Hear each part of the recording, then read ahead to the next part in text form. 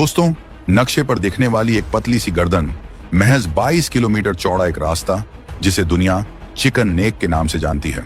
बरसों से रक्षा विशेषज्ञों के माथे पर इस जगह को लेकर पसीना रहा है। डर यह था कि अगर चीन ने अपनी सेना को थोड़ा सा भी आगे बढ़ाया तो वो इस गर्दन को दबोचकर भारत के पूर्वोत्तर के 7 राज्यों को मुख्य देश से हमेशा के लिए काट देगा। ये भारत की वो दुखती रग थी जिस पर दुश्मन की नजरें गिद्ध की तरह गड़ी थी। लेकिन जब दुनिया अपनी आंखें मूंदे बैठी थी, तब भारत के रणनीतिकारों ने खामोशी से एक ऐसा खेल खेल दिया है जिसने इस डर को हमेशा के लिए खत्म कर दिया है। ये कहानी किसी एक मिसाइल या एक टैंक की नहीं है, बल्कि ये कहानी है रातों रात जमीन से उगाए उन 3 विशालकाय किलों की, जिन्होंने भारत के पूर्वी फ्रंटियर का नक्शा ही बदल कर रख दिया है। सिलीगुड़ी के संकरे रास्ते पर भारत ने अचानक खड़े कर दिए 3 ऐसे अभेद्य किले, जहां परिंदा भी पर मारेगा तो बनकर गिरेगा सीधा राख। बांग्लादेश में बदलते हालात और चीन की नई चालबाजी पर भारत का ऐसा पलटवार जिसे देखकर पेंटागन से लेकर बीजिंग तक हड़कंप। 22 किलोमीटर की वो पतली लकीर जिसे काटने की साजिशें रची जा रही थीं, अब वहां राफेल, ब्रह्मोस और S-400 का चक्रव्यूह तैयार। अब तक जो इलाका हमारी कमजोरी माना जाता था, उसे भारतीय सेना ने अपने सबसे घातक किलिंग जोन में बदल दिया है। आगे बढ़ने से पहले कुछ सवाल उठ रहे हैं कि आखिर कहां बने हैं ये 3 नए बेस? क्यों इनका लोकेशन इतना खुफिया और रणनीतिक है कि चीन के जासूसी सैटेलाइट्स भी चकरा गए हैं?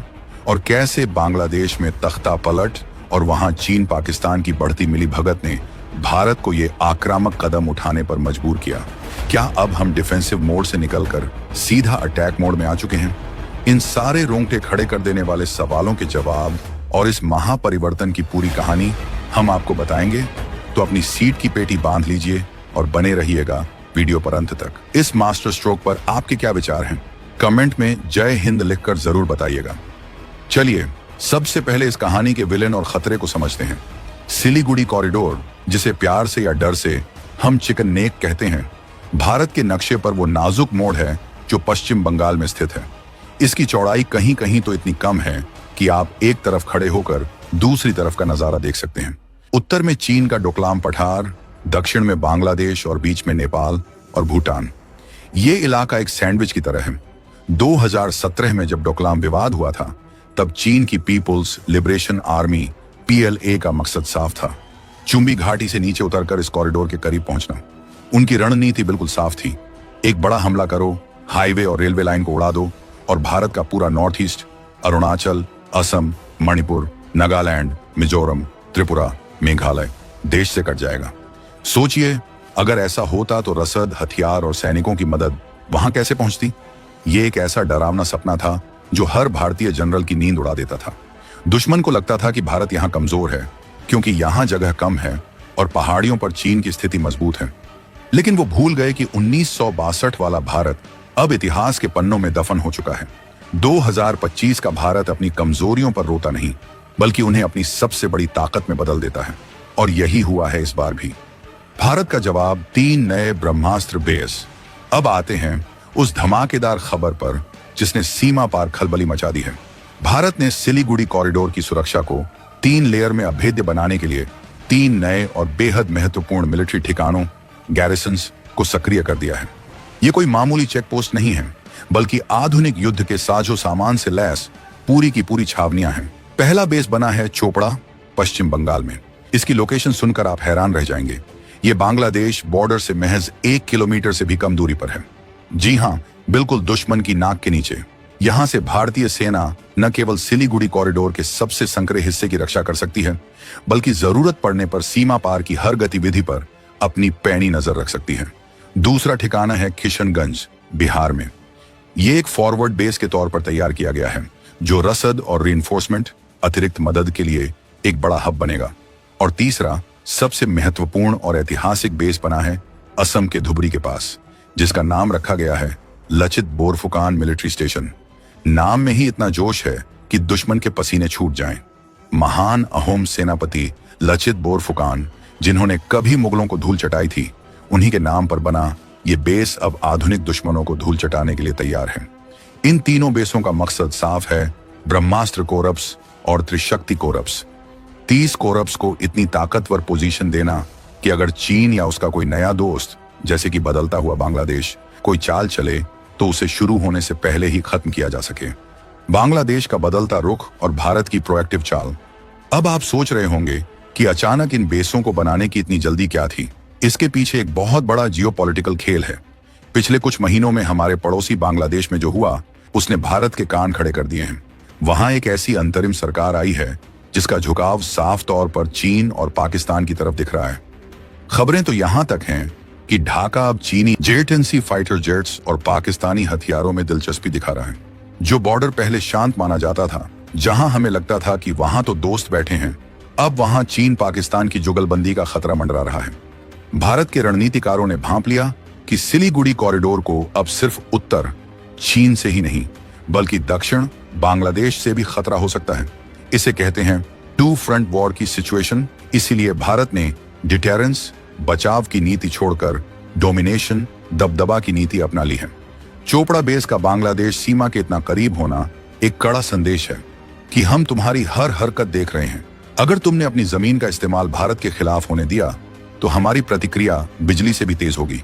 ये बेस सिर्फ रक्षा के लिए नहीं है, ये ऑनफेंसिव डिफेंस के लिए है, यानी खतरा दिखने पर हमला करने के लिए तैयार।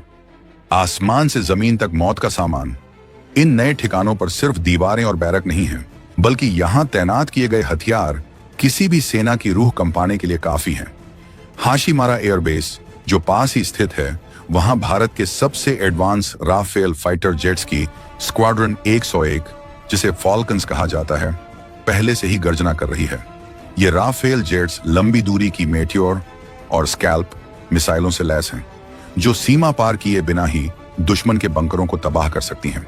लेकिन जमीन पर जो तैयारी हुई है वो और भी घातक है। इन नए बेसों को S-400 एयर डिफेंस सिस्टम के कवच से ढका गया है, यानी अगर चीन का कोई स्टील्थ फाइटर या ड्रोन इस इलाके में घुसने की कोशिश भी करेगा तो उसे 400 किलोमीटर दूर ही हवा में भस्म कर दिया जाएगा। इसके अलावा Akash NG new generation missile system और MRACM medium range surface to air missile की लेयर्स बिछाई गई हैं। और सबसे बड़ी बात, यहां ब्रह्मोस मिसाइल रेजिमेंट की तैनाती की गई है।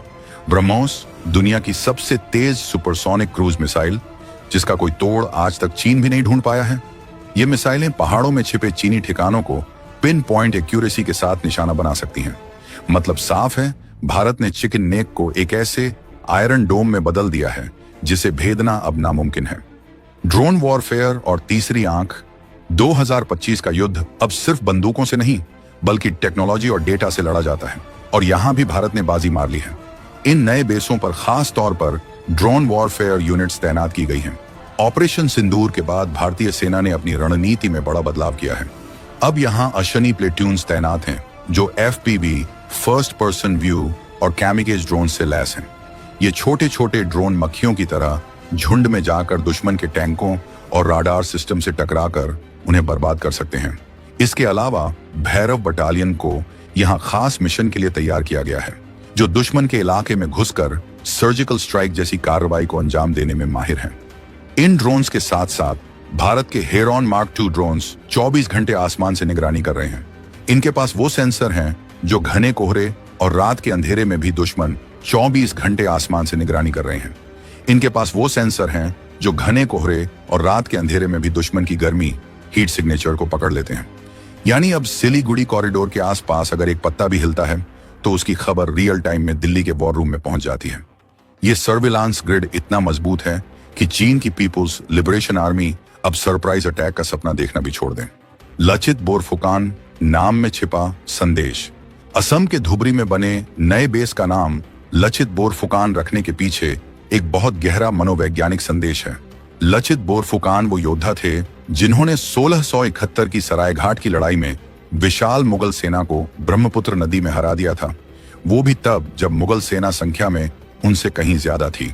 उन्होंने गुरिल्ला युद्ध और नदी के भूगोल का बेहतरीन इस्तेमाल किया था।